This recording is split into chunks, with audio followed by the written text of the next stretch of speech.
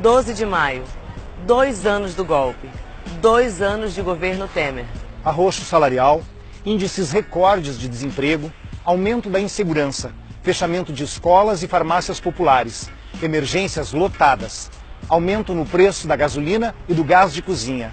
Fazer o rancho no super está cada dia mais caro. E tudo isso tem a ver com você, com todos nós.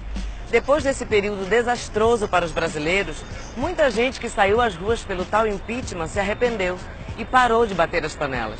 Ficou claro o objetivo do golpe: implantar um outro programa de governo que não venceu nas urnas para retirar direitos da classe trabalhadora. E como esses 2 anos pareceram décadas, a gente organizou uma retrospectiva desse processo que demonstra que é um golpe de Estado organizado e financiado pelo capital financeiro nacional e internacional. Afinal, as eleições estão chegando e a gente precisa abrir o olho, né? Vamos lá? Dia 25 de outubro, Dilma Rousseff é reeleita presidenta do Brasil, com 51% dos votos.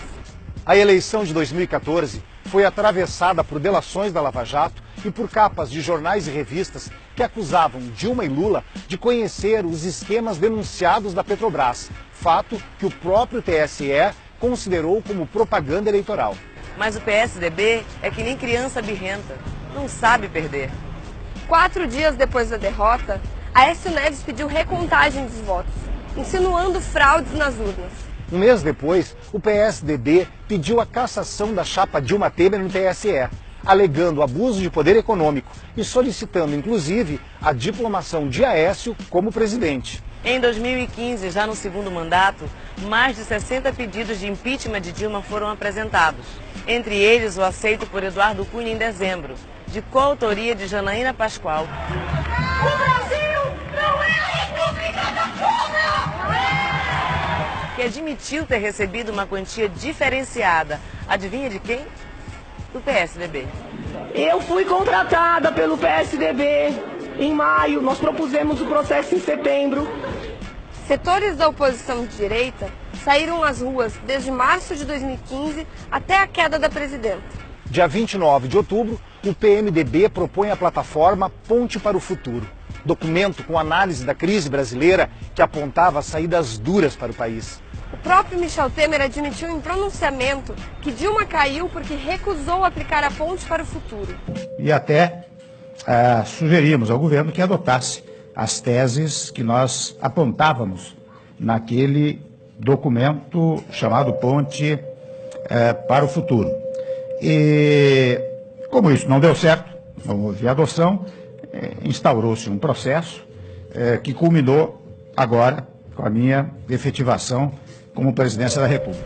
Depois de presidente, Michel Temer disse em entrevista, na maior cara de pau, que Cunha lhe confessou que aceitou o impeachment por vingança, logo após o PT anunciar que iria depor contra ele na Comissão de Ética da Câmara. Ele me ligou dizendo, olha, tudo aquilo que eu disse não vale, porque agora eu vou chamar a imprensa e vou dar início ao processo de impedimento. Então veja que coisa curiosa, se o PT tivesse votado nele naquela comissão de ética, é muito provável que a senhora presidente continuasse. O ano de 2016 começa com as ruas polarizadas entre as manifestações de vermelho e as de verde e amarelo. Estas últimas apoiadas e divulgadas pelos grandes meios de comunicação. Dá um tempinho na cobertura do esporte, vamos falar das manifestações que acontecem pelo país.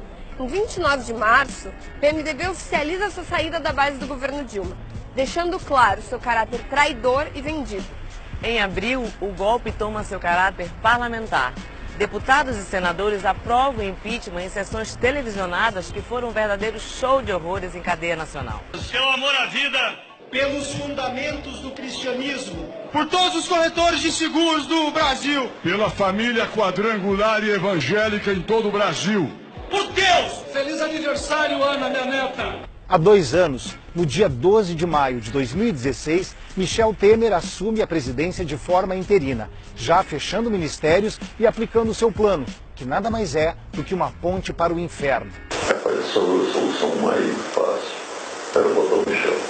Na semana seguinte, é divulgada a gravação de áudio de Romero Jucá, do PMDB, dizendo que colocar o Michel era um acordo com o Supremo, com tudo, para estancar a sangria. É um acordo botar o Michel num grande acordo nacional com o Supremo, com tudo. Tem que mudar o governo para poder estancar essa família.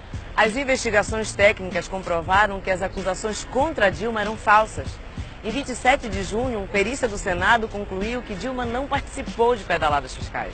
Em 14 de julho, o Ministério Público declarou que pedaladas atribuídas a Dilma não são crime de responsabilidade.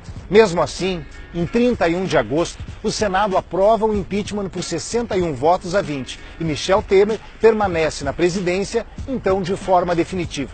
Os golpistas nunca estiveram preocupados com a corrupção.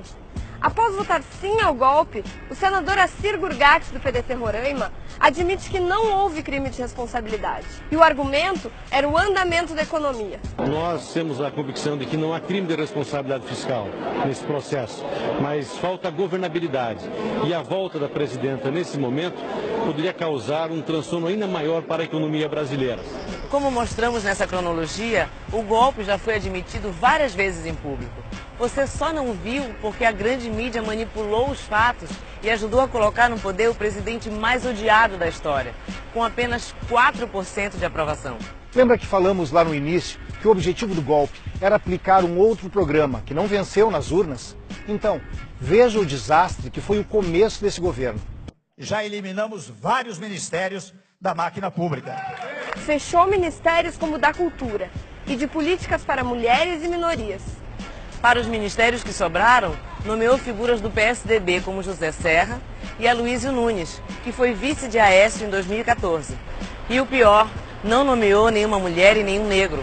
Apenas homens brancos, ricos e representantes da velha política no comando do país. Entre eles, o ministro da Agricultura, Blairo Maggi, o barão da soja, que apareceu na lista da Forbes como membro de uma das famílias mais ricas do país. Os ministérios até hoje já tiveram mais de 15 baixas, a grande maioria por denúncia de corrupção, inclusive alguns delatados na Lava Jato. Mais de 55 ministros já foram empossados desde que Temer assumiu. O impeachment não foi contra a corrupção, pelo contrário, foi para colocar uma verdadeira quadrilha de corruptos no poder. Depois, Temer leiloou o pré-sal para petrolíferas americanas a preço de banana. Antes, os recursos eram 75% para a educação e 25% para a saúde. E adivinhe, ele também quer vender a Petrobras. É o maior pacote de privatizações dos últimos 20 anos. Mais de 75 estatais estão na mira. O presidente ilegítimo quer entregar para os seus comparsas as empresas mais lucrativas do Estado, entre elas a Casa da Moeda e a Eletrobras, e também aeroportos, rodovias e ferrovias. Quem vestiu verde e amarelo gritando "Eu quero meu Brasil de volta", achando que seus heróis eram nacionalistas, foi enganado. Os golpistas são entreguistas e planejam desnacionalizar o patrimônio público de todos os brasileiros. Para privilegiar o pagamento da dívida pública a banqueiros e rentistas, o governo aprovou a Emenda Constitucional 95, que congelou gastos públicos primários por 20 anos, o que implica reduzir recursos em saúde, educação, segurança, previdência, saneamento, entre mais de 15 pastas, abrindo as portas para a privatização. Você vai ter de pagar por algo que antes era um direito. Uma insanidade completa, um roubo. Aprovou a terceirização sem limites, aumentando a precarização e a exploração do trabalho. Aprovou a reforma trabalhista, que retirou mais de 110 direitos dos trabalhadores, rasgando a CLT. Temer tentou aprovar a reforma da Previdência e foi derrotado pela luta dos trabalhadores, como a greve geral do dia 28 de abril. Não fez tudo isso por falta de dinheiro. Grana tem, mas só para os seus amigos. Temer já aprovou mais de 18 bilhões para emendas parlamentares, além de conceder 1 trilhão em benefícios fiscais para grandes empresas, principalmente bancos e petrolíferas americanas. Todos esses fatos apontam que é um golpe da elite patronal, de caráter parlamentar, jurídico, civil e midiático. Instalaram a cultura do ódio no país e incendiaram a política. Vimos acontecer agressões nas manifestações sociais em todo o território nacional. Vimos o assassinato de Marielle Franco, Anderson Gomes e lideranças de movimentos sociais do campo e da cidade, quilombolas, indígenas, somando mais de 40 assassinatos nos últimos 2 anos, culminando com os tiros na caravana de Lula e no acampamento Marisa Letícia, em Curitiba. Te liga! A eleição de 2018 está chegando e os mesmos golpistas já querem trapacear de novo. Prenderam o Lula sem provas e com uma única finalidade: retirá-lo da disputa e abrir caminho para seus amigos. Não foi por corrupção, triplex ou coisa assim. Foi porque o ex-presidente é líder absoluto nas pesquisas, com mais do dobro do segundo colocado em todos os cenários.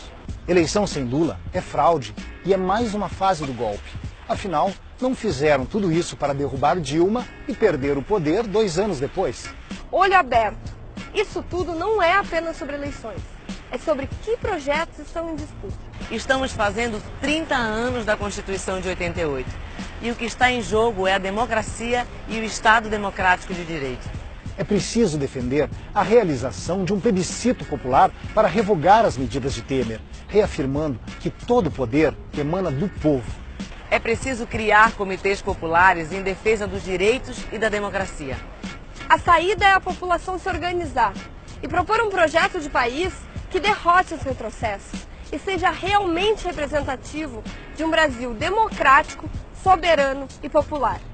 Abre o olho e luta. Vamos nos organizar nas comunidades, nos bairros e nos sindicatos. Só a luta muda a vida.